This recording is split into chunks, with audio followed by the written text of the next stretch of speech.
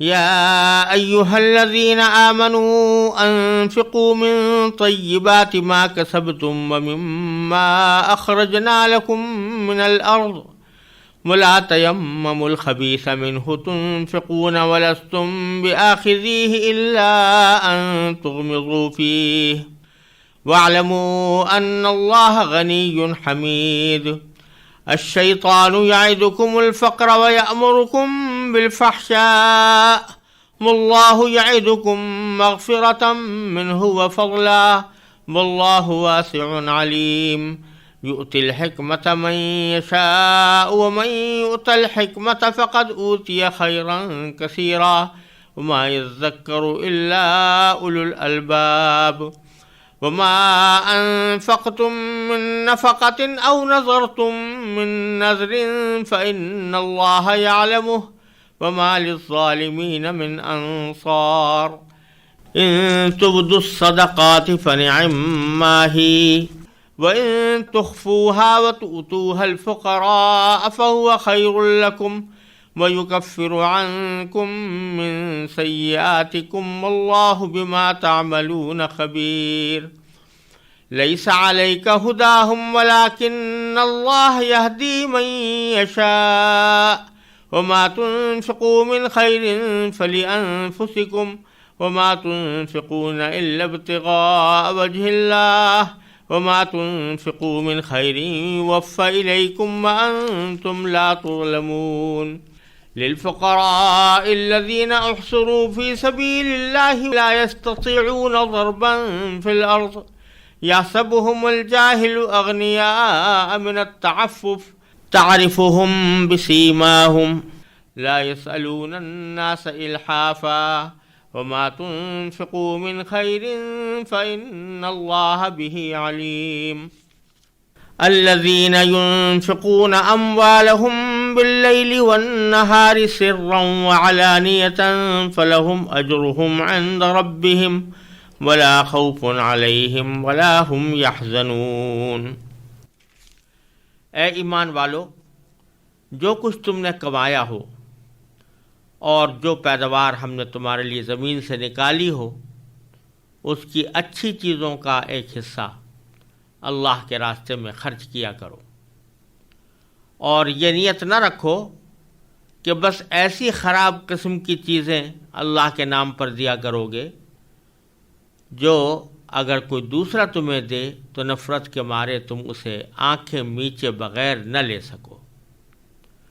اور یاد رکھو کہ اللہ ایسا بے نیاز ہے کہ ہر قسم کی تعریف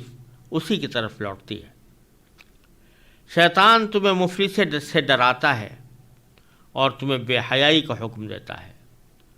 اللہ تم سے اپنی مغفرت اور فضل کا وعدہ کرتا ہے۔ اللہ بڑی وسعت والا، ہر بات جاننے والا ہے۔ وہ جس کو چاہتا ہے دانائی عطا کر دیتا ہے، اور جسے دانائی عطا ہو گئی اسے وافر مقدار میں بھلائی مل گئی۔ اور نصیحت وہی لوگ حاصل کرتے ہیں جو سمجھ کے مالک ہیں۔ اور تم جو کوئی خرچ کرو یا کوئی منت مانو، اللہ اسے جانتا ہے،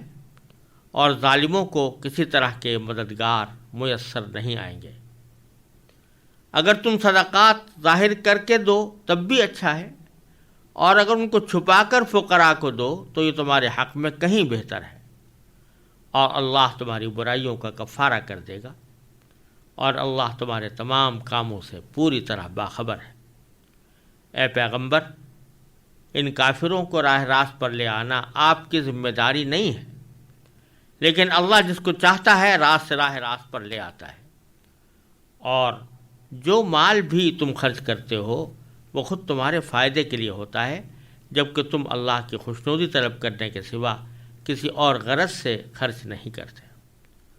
اور جو مال بھی تم خرچ کرو گے تمہیں پورا پورا دیا جائے گا، اور تم پر ذرا بھی ظلم نہیں ہوگا۔ مالی امداد کے بطور خاص مستحق وہ فقراء ہیں جنہوں نے اپنے آپ کو اللہ کے راہ میں اس طرح مقید کر رکھا ہے کہ وہ معاش کی تلاش کے لیے زمین میں چل پھر نہیں سکتے، کیونکہ وہ اتنے پاک دامن ہیں کہ کسی سے سوال نہیں کرتے، اس لیے ناواقف آدمی انہیں مالدار سمجھتا ہے۔ تم ان کے چہروں کی علامتوں سے ان کو پہچان سکتے ہو، وہ لوگوں سے لگ لپٹ کر سوال نہیں کرتے، اور تم جو مال خرچ کرتے ہو اللہ اسے خوب جانتا ہے۔ جو لوگ اپنے مال دن رات خاموشی سے بھی اور علانیہ بھی خرچ کرتے ہیں وہ اپنے پروردگار کے پاس اپنا ثواب پائیں گے، اور نہ انہیں کوئی خوف لاحق ہوگا نہ کوئی غم پہنچے گا۔ ان آیات کریمہ میں بھی اللہ تعالیٰ کی خوشنودی کی خاطر مال کو خرچ کرنے کے کچھ احکام اور اس کے کچھ فضائل بیان فرمائے گئے ہیں۔ سب سے پہلی آیت میں تو حکم دیا ہے کہ یا ایھا الذین آمنوا، اے ایمان والو، انفقوا من طیبات ما کسبتم، خرچ کرو جو چیزیں تم نے کمائی ہیں ان میں سے بہتر چیزوں میں سے کچھ خرچ کرو اللہ کے راستے میں۔ وَمِمَّا أَخْرَجْنَا لَكُم مِّنَ الْأَرْضِ، اور زمین سے ہم نے تمہارے لیے جو پیداوار نکالی ہے اس پیداوار میں سے کچھ خرچ کرو۔ یہاں جو حکم دیا جا رہا ہے خرچ کرنے کا، اس میں پہلی بات تو یہ دیکھنے کی ہے کہ اللہ تعالیٰ نے فرمایا کہ جو کچھ تم نے کمایا ہے یا جو کچھ تمہاری پیداوار زمین سے نکلی ہے اس میں سے کچھ خرچ کرو۔ تو بتلایا ہے مقصود ہے کہ سارا کا سارا خرچ کرنے کا مطالبہ نہیں ہے، بلکہ اس کا کچھ حصہ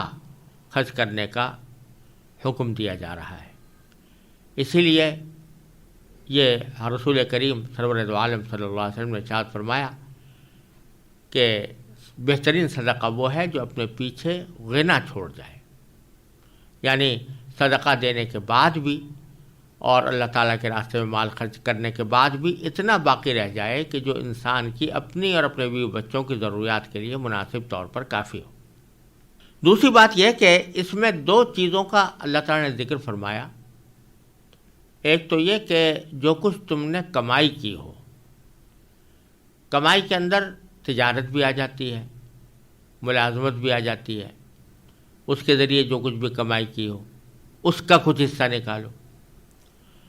اور دوسری چیز جو اس کا ذکر ہے کہ زمین سے ہم نے تمہارے لیے جو پیداوار نکالی ہے یعنی زرعی پیداوار، اس کا کچھ حصہ نکالو۔ اب ان دونوں میں بھی کچھ حصہ تو ایسا ہے جو فرض ہے، جس کو زکوٰۃ کہتے ہیں، اس کی تو ایک معین مقدار ہے جو رسول کریم سرور دو عالم صلی اللہ علیہ وسلم مقرر فرما دی ہے کہ اگر وہ نقد کی شکل میں ہے یا مال تجارت کی شکل میں ہے تو اگر وہ 52.5 تولہ چاندی کی مالیت کے برابر ہو جائے تو پھر اس کے اوپر زکوٰۃ واجب ہوتی ہے، اور اس کا 40واں حصہ زکوٰۃ میں نکالنا ہوتا ہے، گویا 2.5% زکوٰۃ میں نکالنا واجب اور فرض ہے۔ اور جو زمین کی پیداوار ہے، زرعی پیداوار، اس میں دو قسمیں ہوتی ہیں زمینوں کی، ایک عشری زمین ہوتی ہے، ایک خراجی زمین ہوتی ہے۔ تو عشری زمین کے اندر بھی جو زمینیں کہ ایسی ہوں کہ جن کے اندر آب پاشی کے لیے کوئی خاص انتظام کرنے کی ضرورت نہیں ہوتی، بلکہ وہ بارانی زمینیں ہوتی ہیں، بارشی سے سیراب ہوتی ہیں، تو اس کا تو 10واں حصہ اس کی پیداوار کا نکالنا ہوتا ہے۔ اور اگر بارانی نہیں ہے، نہری یا چاہی زمین ہے جو نہر سے سیراب ہوتی ہے یا کنویں سے سیراب ہوتی ہے، تو اس کا 20واں حصہ نکالنا ہوتا ہے، اس کو عشر کہا جاتا ہے۔ تو یہ مقدار تو فرض ہے، لیکن فرض کے علاوہ جو فرض مقدار ہے اس کے علاوہ بھی اپنے آمدنی کا کچھ حصہ نکال کر اللہ تبارک و تعالیٰ کی راہ میں خرچ کرنے کا بڑا اجر و ثواب ہے۔ اور مستحب یہ ہے کہ آدمی صرف اپنے زکوٰۃ نکالنے پر اکتفا نہ کرے، بلکہ غیر زکوٰۃ سے بھی اللہ تعالیٰ کے راستے میں خرچ کرے۔ ایک تو یہ بات فرمائی۔ تیسری بات جو اس آیت میں قابل غور ہے وہ یہ کہ طیبات ما کسبتم فرمایا کہ جو کچھ تم نے کمایا ہے اس کے طیبات میں سے، یعنی پاکیزہ چیزوں میں سے تم اللہ تعالیٰ کے راستے میں خرچ کرو۔ اب پاکیزہ کے دو مفہوم ہیں۔ ایک مفہوم تو یہ ہے کہ وہ حلال ہو، حرام چیز کا صدقہ جو ہے وہ صدقے کا ثواب نہیں رکھتا، جیسا کہ پیچھے عرض کیا جا چکا ہے۔ دوسرے معنی طیبات کے یہ ہیں کہ اچھی چیزیں ہوں، ردی اور بیکار چیزیں نہ ہوں، نکمی چیزیں نہ ہوں، بلکہ ایسی چیز ہو کہ جو کارآمد ہو لینے والے کے لیے۔ اور اس دوسرے مفہوم کو اللہ تعالیٰ نے اگلے جملے میں زیادہ کھول کر بیان فرما دیا، وَلَا تَيَمَّمُوا الْخَبِيثَ، اور یہ ارادہ نہ کرو، یہ نیت نہ رکھو کہ بس جو خبیث چیزیں ہیں، یعنی گھٹیا چیزیں ہیں، خراب چیزیں ہیں، ردی اور نکمی چیزیں ہیں، منہ تنفقون، اسی میں سے تم خرچ کرو گے۔ یعنی جیسا کہ اردو میں مثل مشہور ہے کہ مری ہوئی بھیڑ اللہ کے نام کی، یعنی جو اپنے پاس اچھا خاصا مال موجود ہے، اچھی اعلیٰ درجے کی چیزیں بھی موجود ہیں، لیکن جب اللہ تعالیٰ کے راستے میں دینے کا وقت آتا ہے یا کسی غریب کو دینے کا وقت آتا ہے تو بس سڑی گلی اور نکمی اور بیکار قسم کی چیزیں دینے کا اہتمام کیا جاتا ہے اور اچھی چیزیں خود گھر میں رکھ لی جاتی ہیں۔ تو اللہ جل جلالہ فرما رہے ہیں کہ یہ طریقہ مناسب نہیں ہے، اور پھر اس کا ایک بڑا نفسیاتی، اس کی برائی نفسیاتی انداز میں بیان فرمائی کہ تم اگر یہ چاہتے ہو کہ میں خراب اور گلی سڑی اور نکمی چیزیں ہی صدقے میں دیا کروں، تو ذرا یہ سوچو کہ اگر کوئی شخص تمہیں ہدیہ دینا چاہے اور وہ گلی سڑی اور نکمی اور خراب چیزیں تمہیں لا کر ہدیے میں دے دے، کیا تم اس کو لینا پسند کرو گے؟ ظاہر ہے کہ پسند نہیں کرو گے، الا ان تغمضوا فیہ، الا یہ کہ تم اس کے اندر نفرت کے مارے آنکھ میچ لو۔ تو اس لیے حکم یہ دیا جا رہا ہے کہ ایسا نہ کرو کہ ہمیشہ گلی سڑی اور خراب چیزیں جو ہیں وہ دیا کرو، بلکہ اچھی چیزیں دیا کرو۔ وَلَسْتُمْ بِآخِذِهِ إِلَّا أَن تُغْمِضُوا فِيهِ، ایسا نہ ہو، ایسی خراب چیزیں کہ تم اس کے خود لینے والے نہ ہو، یعنی خود اگر کوئی تمہیں دے تو تم اس کو نہ لینا چاہو، اور اگر لینا بھی پڑ جائے تو آنکھیں میچ کر لو۔ تو ایسی خراب چیزیں دوسروں کو صدقے میں دینے سے کیا فائدہ؟ تو حاصل اس کا یہ نکلا کہ یہ سمجھنا کہ بس ہمیشہ صدقہ جو ہے وہ میں اپنی گھٹیا چیزوں میں سے دوں گا، چلو گلی سڑی نہ صحیح لیکن جو گھٹیا سے گھٹیا چیز ہے وہ نکال کر دے دی، یہ بھی مناسب نہیں ہے، بلکہ آدمی کو چاہیے کہ ہر قسم کی سامان میں سے اپنے صدقہ دے، اچھا بھی اور درمیانہ بھی اور گھٹیا بھی، اگر تینوں قسم کی چیزیں موجود ہیں۔ ہاں البتہ کسی کے پاس اگر صرف گھٹیا ہی گھٹیا چیزیں ہیں، بڑھیا ہیں ہی نہیں، تو بے شک اس میں سے وہ اگر اس گھٹیا ہی چیز دیتا ہے تو انشاءاللہ اس پر بھی اجر و ثواب ملے گا، لیکن مقصد یہ ہے کہ صرف گھٹیا ہی دینے کی نیت رکھنا کہ بس گھٹیا ہی دوں گا ہمیشہ۔ اور یہ جو الفاظ ہے منہ تنفقون، اس میں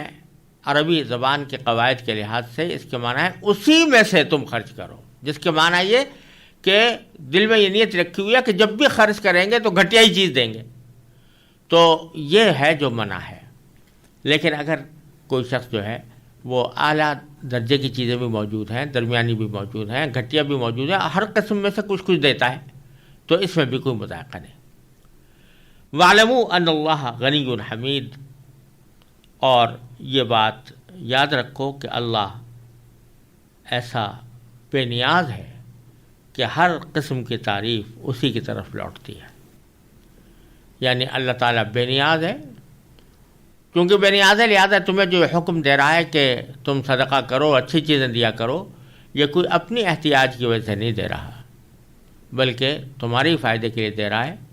لہٰذا تم اس کو اپنے مفاد ہی میں سمجھو، اسی کے مطابق عمل کرو۔ اور باری تعالیٰ حمید ہے،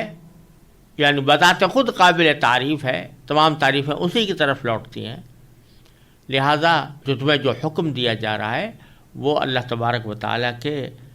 عین حکمت کے مطابق ہے، اور تمہیں اسی کے مطابق اس کے اوپر عمل کرنا چاہیے۔ پھر آگے اللہ تبارک و تعالیٰ فرما رہے ہیں کہ اللہ تعالیٰ کے راستے میں مال خرچ کرنے میں ایک بڑی رکاوٹ یہ پیدا ہوتی ہے بعض اوقات کہ آدمی یہ سوچتا ہے کہ اگر میں مال خرچ کر دیا، صدقہ دے دیا، غریب کی امداد کر دی، یا کوئی اور خیر کے کام میں خرچ کر لیا، تو میں تو فقیر ہو جاؤں گا، میرے پاس کچھ نہیں رہے گا۔ یہ اندیشے دل میں انسان کے آتے ہیں، اور اس کی وجہ سے بعض اوقات اچھے مصرف میں خرچ کرنے سے وہ محروم رہتا ہے۔ تو اللہ تعالیٰ اس کی اس بنیادی نفسیاتی کمزوری کو دور کرنے کے لیے فرماتے ہیں الشیطان یعدکم الفقر، کہ شیطان تمہیں مفلسی سے ڈراتا ہے،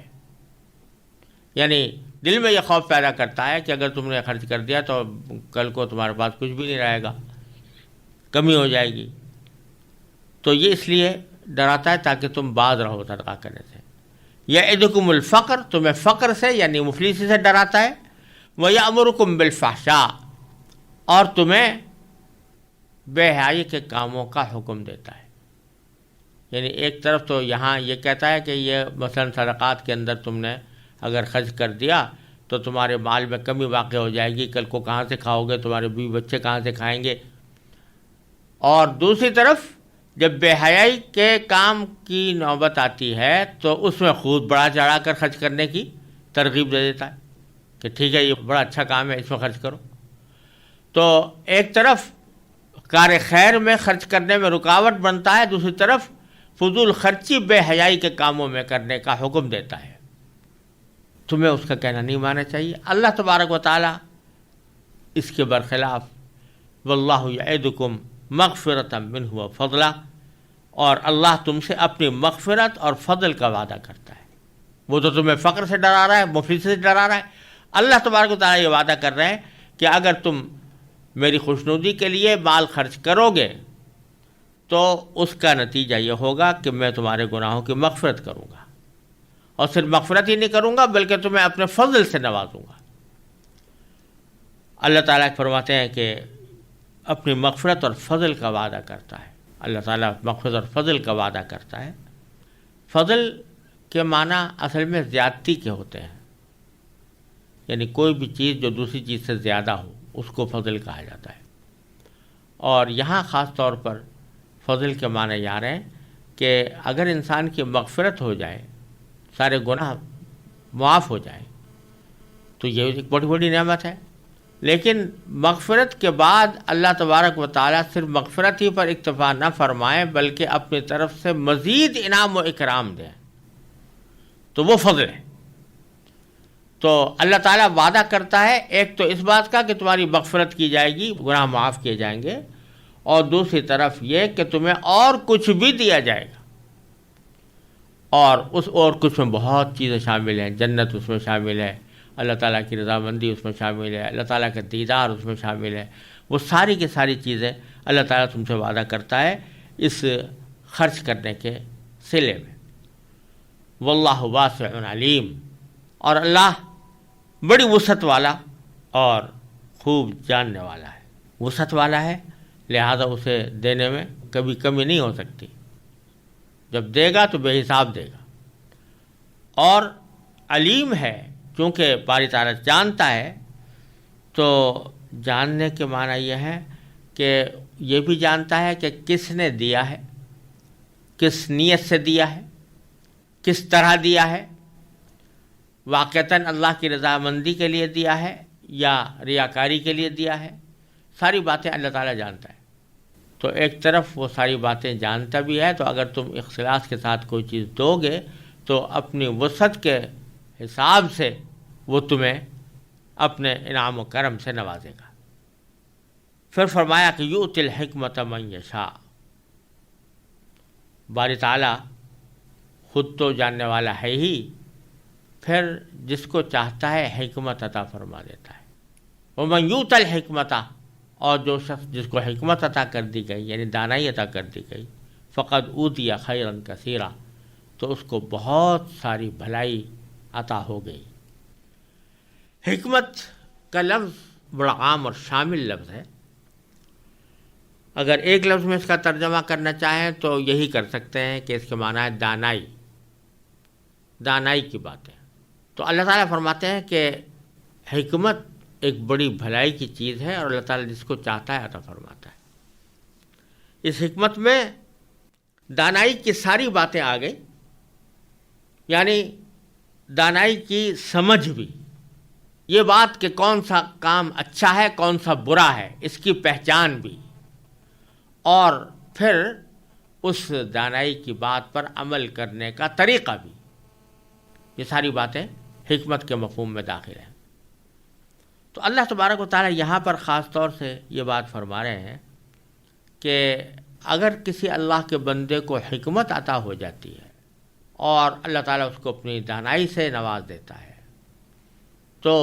اس کا نتیجہ یہ ہے کہ شیطان کی اس قسم کی باتوں میں وہ نہیں آتا۔ وہ شیطان جو اس کو اللہ تعالیٰ کے راستے میں خرچ کرنے سے روکنے کے لیے مفلسی سے ڈرا رہا ہے، اور دوسری طرف بے حیائی کے کاموں پر اس کو آمادہ کر کے وہاں خرچ کرنے کا حکم دے رہا ہے، تو اس کی ان باتوں میں وہ شخص نہیں آئے گا جس کو اللہ تعالیٰ نے حکمت عطا فرمائی ہو۔ اور جب حکمت عطا ہو جاتی ہے تو پھر آدمی یہ سمجھتا ہے کہ جو کچھ میں اللہ تعالیٰ کے راستے میں خرچ کر رہا ہوں یہ میرے مال میں کمی نہیں لا رہا، بلکہ یہ میرے لیے ایک طرف تو آخرت میں ذخیرہ بن رہا ہے، وہاں جا کر مجھے اس کا سینکڑوں گنا اجر ملنے والا ہے، اور دوسری طرف یہ سوچتا ہے کہ دنیا کے اندر بھی اللہ تبارک و تعالیٰ اپنے راہ میں خرچ کرنے والوں کو کبھی فقر و فاقے کا شکار نہیں بناتے، دنیا کے اندر بھی ان کی مال میں وسعت اللہ تعالیٰ عطا فرماتے ہیں۔ یہ حکمت اس کو حاصل ہوتی ہے اور اس کے نتیجے میں وہ اللہ تعالیٰ کے راستے میں خرچ کرتا ہے۔ یعنی حکمت وہ چیز ہے کہ جو بظاہر بعض اوقات ظاہری اسباب سے ماورا ہو کر بھی انسان کو صحیح راستے کی ہدایت کرتی ہے۔ اگر گنتی کے حساب سے دیکھو تو جس نے 40 روپے میں سے 1 روپیہ خرچ کر دیا تو گنتی تو اس کی کم ہو گئی، 39 رہ گئی، لیکن حقیقت کے اعتبار سے اگر دیکھو تو اگرچہ وہ 39 رہ گئی، لیکن اللہ تعالیٰ اس 39 میں جو برکت عطا فرمائیں گے اور اس سے جو فائدہ حاصل ہوگا وہ 40 یا 40 سے زیادہ کا بھی ہو سکتا ہے۔ یہ بات حکمت ہی سے سمجھ میں آ سکتی ہے، دانائی ہی سے سمجھ میں آ سکتی ہے۔ تو اللہ تبارک و تعالیٰ جس کو چاہتے ہیں یہ دانائی عطا فرماتے ہیں۔ وَمَن يُؤْتَ الْحِكْمَةَ، اور جو شخص کے جس کو حکمت عطا کر دی جائے فَقَدْ أُوتِيَ خَيْرًا كَثِيرًا، تو اس کو بڑی بھلائی مل جاتی ہے۔ وَمَا يَذَّكَّرُ إِلَّا أُولُو الْأَلْبَابِ، اور حقیقت بات سے تو وہی لوگ سمجھتے ہیں، نصیحت حاصل کرتے ہیں جو سمجھ رکھتے ہوں، جو سمجھ کے مالک ہیں۔ یعنی جو سمجھ کے مالک نہیں ہیں وہ تو گنتی ہی کے پیچھے پڑے رہیں گے کہ گنتی کتنی زیادہ ہوئی اور کتنی کم ہوئی، لیکن جن کو اللہ تعالیٰ نے حکمت عطا فرمائی ہے، حکمت کے نتیجے میں وہ سمجھ کے مالک ہیں، وہ نصیحت حاصل کرتے ہیں کہ نہیں، گنتی میں چاہے کمی ہو جائے لیکن اللہ تبارک و تعالیٰ کی طرف سے ہمارے اجر میں اضافہ ہوگا اور دنیا کے اندر اس کام میں برکت بھی ہوگی۔ پھر آگے فرمایا وما انفقتم من نفقۃ او نذرتم من نذر فإن اللہ یعلم، تم جو خرچہ بھی تم کرتے ہو، جو خرچہ بھی تم کرتے ہو، اور وہ خود تمہارے فائدے کے لیے ہوتا ہے۔ وما انفقتم من نفقۃ، جو مال بھی تم خرچ کرو، او نذرتم من نذر، یا جو منت تم مانو، منت مان لی کہ میں اتنا پیسہ صدقہ کروں گا یا اللہ تعالیٰ کے راستے میں خرچ کروں گا، تو فإن اللہ یعلم، تو اللہ تعالیٰ اس سب کو جانتا ہے۔ یعنی چھوٹے سے چھوٹا بھی نفقہ اگر تم کرو گے، یا نظر تو زبان سے مانی ہے، دل کے اندر نیت تم نے کی ہوئی ہے، اس سے بھی اللہ تعالیٰ باخبر، چاہے کسی اور کے سامنے نہ کی ہو، کسی اور کو پتہ نہ ہو، مگر اللہ تعالیٰ جانتا ہے کہ تم نے نظر مانی ہے، اچھے کام کی نظر مانی ہے، تو اللہ تعالیٰ اس سے واقف ہے، تو اس لیے اللہ تعالیٰ اس کے اوپر اجر بھی عطا فرمائے گا۔ وما للظالمین من انصار، اور جو لوگ ظلم کرنے والے ہیں ان کا کوئی مددگار نہیں ہوگا۔ یعنی جو لوگ صدقہ کرنے کے بجائے لوگوں پر ظلم کرتے ہیں، لوگوں کے حقوق مارتے ہیں، تو ان کو آخرت میں جب وہ پہنچیں گے تو ان کو کسی قسم کے مددگار میسر نہیں آئیں گے۔ پھر صدقات کا ایک اور اہم مسئلہ اللہ تعالیٰ نے اگلی آیت میں بیان فرمایا، وہ یہ کہ صدقہ آیا علل اعلان کرنا چاہیے یا چھپ کر خفیہ طریقے سے کرنا چاہیے۔ تو اس کے حقیقت اللہ تعالیٰ نے بیان فرما دی، ان تبدوا الصدقات فنعما ہی، ان تبدوا الصدقات، اگر تم صدقات کو ظاہر کر کے دو تب بھی اچھا ہے، فنعما ہی، تب بھی اچھا ہے، یعنی بتاتے خود ظاہر کر کے دینے میں کوئی گناہ نہیں ہے۔ لیکن فرمایا کہ وَإِن تُخْفُوهَا وَتُؤْتُوهَا الْفُقَرَاءَ، لیکن اگر تم اس کو خفیہ طریقے سے دو، چھپا کر دو فقراء کو، تو فَهُوَ خَيْرٌ لَكُمْ، تو وہ تمہارے لیے زیادہ بہتر ہے۔ یعنی بتلا دیا کہ اگرچہ جائز تو دونوں باتیں ہیں، علانیہ دینے میں بھی کوئی گناہ نہیں ہے اور چھپا کر دینے میں کوئی گناہ نہیں ہے، لیکن چھپا کر دینے میں فضیلت زیادہ ہے۔ فضیلت اس لیے زیادہ ہے کہ اس میں ریاکاری کا، نام و نمود کا کوئی احتمال نہیں ہوتا، اور لینے والے کے لیے بھی سبکی کا کوئی ذریعہ نہیں ہوتا۔ اگر کسی آدمی کو آپ اعلان مجمع عام کے اندر دے رہے ہو کوئی پیسے اس کی امداد کے لیے، تو ایک تو اس میں احتمال اس بات کا ہے کہ یہ آپ کی طرف سے دینا نام و نمود کی وجہ سے نہ ہو۔ دوسرا یہ کہ جو آدمی مجمع عام کے اندر جس کو آپ دے رہے ہو، اس کو لیتے ہوئے کچھ شرم آئے گی، لیتے ہوئے کچھ سبکی وہ اپنی محسوس کرے گا۔ اس لیے اس میں یہ دونوں باتیں ایسی ہیں کہ جو اس کو نامناسب بنا سکتی ہیں یا ناجائز بنا سکتی ہیں۔ اگر بالکل کھلم کھلا ریاکاری کی نیت ہو تو بالکل ہی ناجائز اور حرام ہوگا، اور اگر ریاکاری کی نیت تو نہیں ہے لیکن کوئی آدمی اپنی سبکی محسوس کر رہا ہے اس وقت لیتے وقت، تو یہ کم از کم کراہت سے خالی نہیں ہوگا۔ ہاں، ان دونوں چیزوں کی بات نہ ہو تو اس وقت میں دینے میں کوئی مذائقہ نہیں ہے، علانیہ بھی دے سکتے ہیں، لیکن فرمایا کہ ہر حالت میں بہتر یہ ہے کہ تم اس کو چھپا کر دو تاکہ ہر قسم کا خرخشہ اس سے نکل جائے۔ اسی لیے حدیث میں فرمایا کہ جو 7 آدمی رسول کریم صلی اللہ علیہ وسلم نے بتائے ہیں کہ جو قیامت کے دن عرش کے سائے میں ہوں گے، ان میں سے ایک شخص کا ذکر فرمایا کہ یہ وہ شخص ہے کہ جو اللہ تعالیٰ کے راستے میں مال خرچ کرتا ہے اس طرح کہ اس کا دائیں ہاتھ جو کچھ خرچ کرتا ہے تو بائیں ہاتھ کو پتہ نہیں چلتا کہ کیا خرچ کیا، یعنی اتنے اخفاء کے ساتھ اور اس طرح چھپ کر وہ خرچ کر رہا ہے، تو اس کی بڑی فضیلت بیان فرمائی۔ تو لہذا چھپ کر کرنے میں زیادہ فائدہ ہے۔ وَيُكَفِّرُ عَنْكُم مِّن سَيِّئَاتِكُم،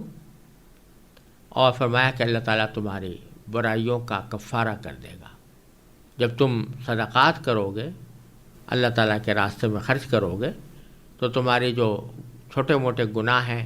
اللہ تبارک و تعالیٰ خود بخود معاف فرما دیں گے، کیونکہ اللہ تبارک و تعالیٰ نے صدقے میں خاص طور پر صلاحیت رکھی ہے، خاصیت رکھی ہے گناہوں کی معافی کی۔ چنانچہ حدیث میں فرمایا کہ الصدقۃ تطفئ الخطیئہ، کہ صدقہ جو ہے وہ گناہ کو بجھا دیتا ہے، تو اس کی ایک خاصیت یہ ہے۔ تو اللہ تبارک و تعالیٰ صدقہ کثرت سے دینے والوں کے گناہ معاف کرتے رہتے ہیں۔ واللہ بما تعملون خبیر، اور اللہ تعالیٰ تمہارے تمام اعمال سے باخبر ہے۔ یہ بکثرت اللہ تبارک و تعالیٰ اپنے احکام و ہدایات کے آگے پیچھے یہ بات فرماتے رہتے ہیں کہ جو کچھ تم کر رہے ہو اللہ تعالیٰ سب سے باخبر ہے۔ لہذا ایسا نہ ہو کہ تم جو کام کر رہے ہو وہ اللہ تعالیٰ کی رضا کے علاوہ کسی اور مقصد کے تحت کرنا شروع کر دو۔ جو کام کرو وہ اللہ تعالیٰ کی رضا کے لیے کرو، اور اسی طریقے سے کرو جس طریقے سے تمہیں حکم دیا گیا ہے یا جس کی ہدایت دی گئی ہے۔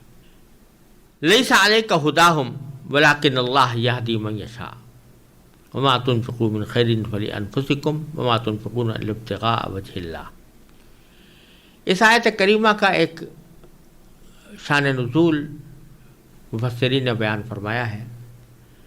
وہ یہ ہے کہ بعض انصاری صحابہ کے کچھ غریب رشتہ دار تھے، مگر چونکہ وہ کافر تھے اس لیے وہ ان کی امداد نہیں کرتے تھے اور انتظار میں رہتے تھے کہ وہ اسلام لے آئیں تو ان کی امداد کریں۔ تو اس طرح یہ آیت کریمہ نازل ہوئی اور مسلمانوں کو بتایا گیا کہ آپ پر ان کے اسلام لانے کی کوئی ذمہ داری عائد نہیں ہوتی۔ اگر آپ ان غریب کافروں پر بھی اللہ تعالیٰ کی خوشنودی حاصل کرنے کی نیت سے کچھ خرچ کریں گے تو اس کا بھی پورا پورا ثواب ملے گا۔ چنانچہ اس پس منظر میں یہ آیت کریمہ آئی ہے کہ لیس علیک ھداھم، اے پیغمبر ان کافروں کو راہ راست پر لانا تمہاری ذمہ داری نہیں ہے، ولکن اللہ یہدی من یشاء، لیکن اللہ جس کو چاہتا ہے راہ راست پر لے آتا ہے۔ وما تنفقوا من خیر فلانفسکم، اور جو مال بھی تم خرچ کرو گے وہ خود تمہارے فائدے کے لیے ہوتا ہے۔ تمہیں اس سے کیا غرض کہ وہ جس کو دیا جا رہا ہے وہ کافر ہے مسلمان ہے، دینے کی حد تک تمہیں ثواب دونوں میں ملے گا، جبکہ تم اللہ کی خوشنودی طلب کرنے کے لیے کے سوا کسی اور غرض سے خرچ نہیں کرتے۔ وما تنفقون الا ابتغاء وجہ اللہ، اللہ کو رضامندی حاصل کرنے ہی کے لیے تم خرچ کر رہے ہو، کسی اور مقصد سے نہیں کر رہے، تو چاہے وہ غیر مسلم ہو لیکن ہیں تو غریب، اور ان غریبوں کی امداد کرنے میں کوئی حرج نہیں ہے اور اس کا تمہیں اجر ملے گا۔ لیکن مقصود اس سے نفلی صدقہ ہے۔ زکوٰۃ جو واجب اور فرض ہے وہ تو حدیث میں رسول اللہ صلی اللہ علیہ وسلم تشریف فرما دی کہ مسلمانوں ہی سے وصول کی جاتی ہے، مسلمانوں پر ہی خرچ کی جاتی ہے، لیکن جو زکوٰۃ کے علاوہ صدقات ہیں اور جن کی ترغیب ان آیات کریمہ میں دی جا رہی ہے، اس میں مسلمان اور غیر مسلمان کی کوئی تفریق نہیں ہے۔ وہ جس طرح مسلمان کو دے کر ثواب حاصل ہوتا ہے اسی طرح غیر مسلم کو دینے سے بھی ثواب حاصل ہوتا ہے، جبکہ مقصود اللہ تعالیٰ کی رضا جوئی ہو۔ وما تنفقون الا ابتغاء وجہ اللہ وما تنفقوا من خیر یوفی الیکم، اور جو مال بھی تم خرچ کرو گے وہ تمہیں پورا پورا دیا جائے گا، یعنی آخرت میں تمہیں پورا کا پورا ملے گا، یعنی اس کا پورا پورا اجر ملے گا۔ وانتم لا تظلمون، اور تم پر کوئی ظلم نہیں ہوگا۔ پھر اللہ تبارک و تعالیٰ نے اگلی آیت میں صدقات کا ایک خصوصی مصرف بیان فرمایا، اور حضرت عبداللہ بن عباس رضی اللہ عنہ سے روایت ہے کہ یہ آیت جو آگے آ رہی ہے یہ اصحاب صفہ کے بارے میں نازل ہوئی ہے۔ یہ وہ صحابہ کرام تھے جنہوں نے اپنی زندگی علم دین حاصل کرنے کے لیے وقف کر دی تھی، اور حضرت صلی اللہ علیہ وسلم کے پاس مسجد نبوی سے متصل ایک چبوترے پر آ پڑے تھے جسے صفہ کہا جاتا ہے۔ طلب علم کی وجہ سے وہ کوئی معاشی مشغلہ اختیار نہیں کر سکتے تھے، مگر مفلسی کی سختیاں ہنسی خوشی برداشت کرتے تھے، کسی سے مانگنے کا سوال ہی نہیں تھا۔ اس آیت نے یہ بتایا کہ ایسے لوگ امداد کے زیادہ مستحق ہیں جو ایک نیک مقصد سے پوری امت کے فائدے کے لیے مقید ہو کر رہ گئے ہیں اور سختیاں جھیلنے کے باوجود اپنی ضرورت کسی کے سامنے ظاہر نہیں کرتے۔ چنانچہ فرمایا للفقراء، یعنی خصوصی طور پر مستحق ہیں وہ فقراء الذین احصروا فی سبیل اللہ، جنہوں نے اپنے آپ کو اللہ راہ میں اس طرح مقید کر رکھا ہے کہ لا یستطیعون ضربا فی الارض، کہ وہ معاش کی تلاش کے لیے زمین میں چل پھر نہیں سکتے۔ لفظی معنی تو یہ ہے، معاش کی تلاش کے لیے میں نے تشریحی لفظ بڑھایا ہے، ورنہ قرآن کریم کا لفظی ترجمہ یہ ہوگا کہ وہ زمین میں چل پھر نہیں سکتے۔ تو مراد یہ نہیں ہے کہ زمین میں چلنے پھرنے سے ان کو کوئی جسمانی رکاوٹ ہے جس کی وجہ سے وہ چل پھر نہیں سکتے، کوئی بیمار ہیں یا پاؤں میں لنگ ہے، یہ مراد نہیں ہے، بلکہ مراد یہ ہے کہ وہ چونکہ اپنے آپ کو علم دین حاصل کرنے کے لیے وقف کر چکے ہیں اور اسی مقصد کے تحت نبی کریم صلی اللہ علیہ وسلم کی خدمت میں آ پڑے ہیں، تو اب وہ معاش کی تلاش کے لیے زمین میں چل پھر کر معاش کی تلاش کرنا ان کے لیے ممکن نہیں رہا، تو وہ اسی طرح یہاں پر آ کر پڑ گئے ہیں۔ یحسبہم الجاہل اغنیاء، ناواقف آدمی ان کو دیکھ کر ان کو مالدار سمجھتا ہے، یعنی وہ اپنی حالت اس طرح رکھے ہوئے ہیں کہ کسی کو ان کی حاجت کا پتہ نہ چلے۔ وہ اپنے اتنے خوددار ہیں، اتنے غیرت مند ہیں کہ کسی کے سامنے دست سوال دراز کرنے کا تو سوال ہی نہیں، لیکن وہ اپنے آپ کو رکھتے بھی اس طرح ہیں کہ دیکھنے والا ان کو مالدار سمجھے۔ اور یہ من التعفف، یہ جو انہوں نے یہ اپنی حیات بنائی ہے کہ وہ دیکھنے میں لوگوں کو مالدار نظر آتے ہیں، یہ اپنی پاک دامنی کی وجہ سے، یعنی ان کے دل اتنے صاف ستھرے اور پاکیزہ ہیں اور خود اتنے پاک دامن ہیں، اتنے غیرت مند ہیں کہ انہوں نے اپنے آپ کو ظاہری اعتبار سے ایسا رکھا ہوا جیسے مالدار آدمی ہوتے۔ پھر فرمایا کہ تعرفہم بسیماہم، البتہ تم ان کو چہرے کی علامتوں سے پہچان سکتے ہو، یعنی انہوں نے اپنی ظاہری حالت تو بنا رکھی ہے مالداروں جیسی، لیکن بعض اوقات ایسا ہوتا ہے کہ انسان ہے، کئی وقت کا اگر فاقہ ہو، بھوک کی شدت ہو، تو چہرے پر اس کے اثرات نظر آ جاتے ہیں۔ تو اس طرح تو ہو سکتا ہے کہ ان کے اوپر بھی فقر و فاقے کے اثرات ان کے چہروں پر نظر آ جائیں اور اس کے نتیجے میں تم ان کو پہچان لو کہ یہ مستحق ہیں، لیکن ان کی ظاہری حالت سے کہیں پتہ نہیں چلے گا، ان کے انداز و ادا سے کہیں یہ محسوس نہیں ہوگا کہ وہ کچھ مانگنا چاہتے ہیں یا حاجت مند ہے۔ اور اس کے معنی یہ بھی ہو سکتا ہے تعریفہم بسیماہم کے کہ تم ان کی علامتوں سے ان کو پہچان لوگے، یعنی اللہ تعالیٰ نے ان کے چہروں پر ایسا نور رکھا ہے کہ ان سے تم پہچان لوگو کہ یہ وہ لوگ ہیں جنہوں نے اپنی زندگی اللہ تعالیٰ کا دین حاصل کرنے کے لیے وقف کر دیا۔ لا یسألون الناس الحافا، اور یہ لوگوں سے لگ لپٹ کر سوال نہیں کرتے، وہ لوگوں سے لگ لپٹ کر سوال نہیں کرتے۔ اس میں بتا دیا کہ یہ ایک بڑا اچھا وصف ہے کہ آدمی باوجود حاجت کے اپنا ہاتھ کسی اور کے سامنے نہ پھیلائے۔ اور یہ لگ لپٹ کا جو کہا گیا، اس کا معنی یہ کا مطلب یہ نہیں ہے کہ بغیر لگلے لپٹے سوال کر لیتے ہیں، بلکہ یہ ایک محاورہ ہے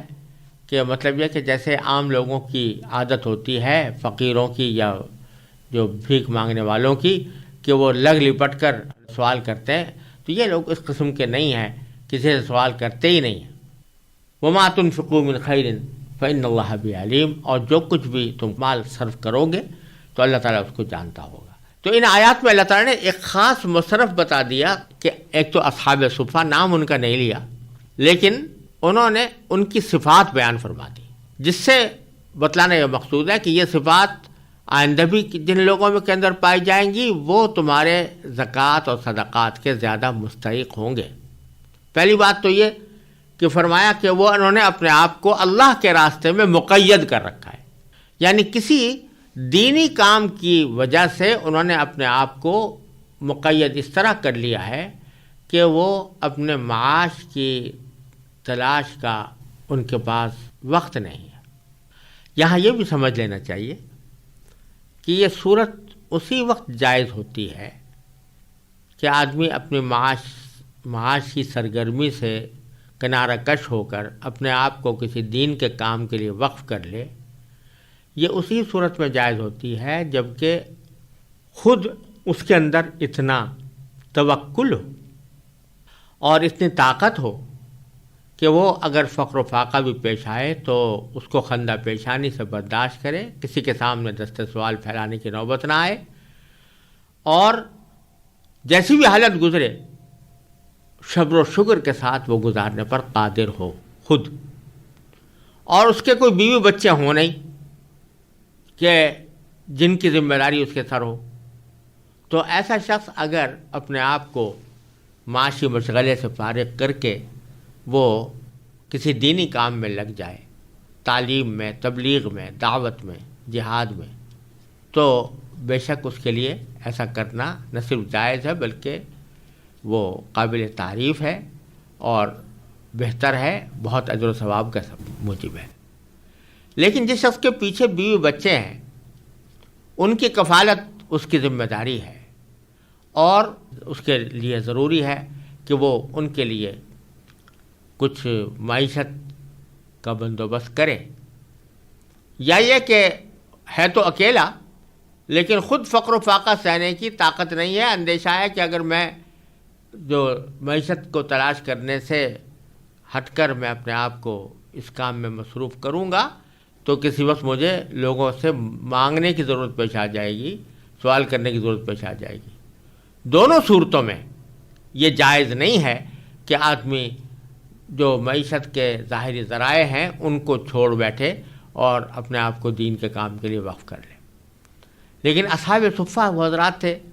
کہ نہ تو ان کے ذمے کسی دوسرے کی کفالت تھی، نہ ان کو یہ اندیشہ تھا کہ ہمیں بھوک ستائے گی تو ہم کہیں ہاتھ پھیلایا کریں گے جا کر۔ وہ اللہ تبارک و تعالیٰ کی طرف سے ہر صورتحال پر راضی تھے، چنانچہ اللہ تبارک و تعالیٰ پھر ان کی حاجات بھی پوری غیب سے فرما دیا کرتے تھے۔ تو اس لیے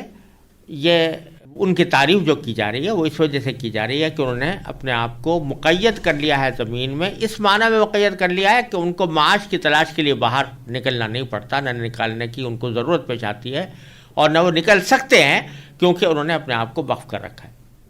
لیکن ہر انسان اپنے آپ ان پر قیاس کر کے اگر اس طرح کرنا چاہے کہ جو ظاہری اسباب ہیں اللہ تعالیٰ نے مقرر کیے ہیں، طلب کسب الحلال فریضۃ بعد الفریضہ، کہ مال حلال کا کسب کرنا، اس کو کمانا کی کوشش کرنا، یہ بھی جو فرائض عبادات ہیں ان کے بعد دوسرے نمبر کا فریضہ انسان کے ذمہ یہ ہے کہ وہ حلال کمائے اپنے لیے، اپنے بیوی بچوں کے لیے، اپنے زیر کفالت افراد کے لیے۔ تو اس لیے اس سے کوئی یہ غلط نتیجہ نہ نکالنا چاہیے کہ یہ بات کوئی پسندیدہ ہے کہ آدمی اپنا روزگار چھوڑ کر اور اپنے آپ کو کسی خالص ایسے کام میں وقف کر لے جو دین کی خدمت کا کام ہو۔ پھر فرمایا کہ لا یستطیعون ضربا فی الارض، یہ تو ہو ہی گیا کہ اس میں معلوم ہوا کہ جن لوگوں نے اپنے آپ کو اللہ کے دین کے لیے مقید کر لیا ہے تو وہ تمہاری طرف سے، اگرچہ وہ خود تو سوال نہیں کرتے لیکن تمہاری طرف سے وہ لوگ زیادہ اس بات کے مستحق ہیں کہ تمہاری طرف سے ان کی امداد کی جائے۔ دوسری بات یہ کہ اس میں اس بات کی تعریف کی گئی ہے کہ کوئی آدمی اگر کتنا ہی آمدنی اس کی کم ہو لیکن وہ دوسروں کے سامنے اپنی احتیاج ظاہر نہ کرے بلکہ وہ اپنے آپ کو مالدار جیسا رکھے دیکھنے میں، تو یہ بڑی فضیلت کی بات ہے، اور ایک انسان کو ایسا ہی چاہیے بھی۔ اس کو تو یہ چاہیے اور دینے والوں کو یہ چاہیے کہ ایسے لوگوں کو ترجیح دیں، صدقہ دینے میں، زکوٰۃ دینے میں اور ان کی امداد کرنے میں ایسے لوگوں کو ترجیح دیں جو کسی کے سامنے ہاتھ نہیں پھیلاتے، سفید پوش ہیں اور ان کی ظاہری حالت سے ان کی احتیاج کو پتہ نہیں لگتا۔ ان کو ترجیح دینا زیادہ بہتر ہے دینے والوں کے لیے۔ یہ بھی اسی آیت سے معلوم ہو رہا ہے کہ اللہ تعالیٰ نے ان کو خاص طور پر اس لیے ذکر کیا کہ اللہ تبارک و تعالیٰ ان کو دینے کو زیادہ پسند فرماتے ہیں۔ تو اس سے ایک خودداری کا سبق مل رہا ہے، انسان کو کیسی حالت ہو اس میں اپنے آپ کو ذلیل نہ کرے، دوسروں کے سامنے ہاتھ پھیلانے کی نہ آنے دے، اور دینے والوں کو چاہیے کہ ایسے لوگوں کو دے۔ اور یہاں یہ مسئلہ بھی بتلا دینا مناسب ہے کہ جب سفید پوش لوگوں کو دیا جا رہا ہے تو چاہے زکوٰۃ ہی دی جا رہی ہو، اگر بشرطے کہ وہ مستحق زکوٰۃ ہوں، صاحب نصاب نہ ہوں، تو ان کو زبان سے یہ بتانا ضروری نہیں، زبان سے یا کسی بھی طریقے سے بتانا ضروری نہیں ہے کہ ہم جو کچھ دے رہے ہیں وہ زکوٰۃ ہے، بلکہ زکوٰۃ مطلق ہدیے کے طور پر بھی دی جا سکتی ہے، کچھ کہے بغیر بھی دی جا سکتی ہے، ہدیہ کہہ کر بھی دی جا سکتی ہے، آپ کے لیے ایک ہدیہ ہے۔ تو زکوٰۃ کا لفظ استعمال کرنے کی ضرورت نہیں ہوتی، ایسے لوگوں کو دینے کی اللہ تعالیٰ نے اس میں خاص طور پر فضیلت بیان فرمائی ہے۔ اور پھر آخر میں فرما دیا کہ وَمَا تُنْفِقُوا مِنْ خَيْرٍ فَإِنَّ اللَّهَ بِهِ عَلِيمٌ، جو کچھ بھی تم خرچ کرتے ہو بھلائی کی چیز یعنی مال، تو اللہ تعالیٰ خوب جانتا ہے، لہٰذا تمہیں اس کا اجر انشاءاللہ آخرت میں ملے گا۔ چنانچہ آخر میں اللہ تعالیٰ نے یہ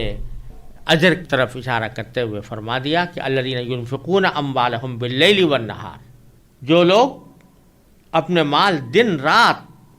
خرچ کرتے ہیں، باللیل رات کے وقت اور نہار دن کے وقت، دن رات خرچ کرتے ہیں، سرًا وعلانیۃ، خاموشی سے بھی اور علانیہ بھی، فلہم اجرہم عند ربہم، تو وہ اپنے پروردگار کے پاس اپنا ثواب پائیں گے، ولا خوف علیہم ولا ہم یحزنون، اور نہ انہیں کوئی خوف لاحق ہوگا نہ کوئی غم پہنچے گا، جیسا کہ پیچھے بھی گزر چکا ہے۔ یہ ایک اصولی طور پر اللہ تبارک و تعالی نے انفاق کرنے والوں کے لیے یہ خوشخبری سنا دی کہ ان کا اجر ملنے والا ہے، اور ان کو ایسی جنت میں وہ پہنچیں گے جہاں کسی قسم کا خوف یا حزن اور غم ان کو لاحق نہیں ہوگا۔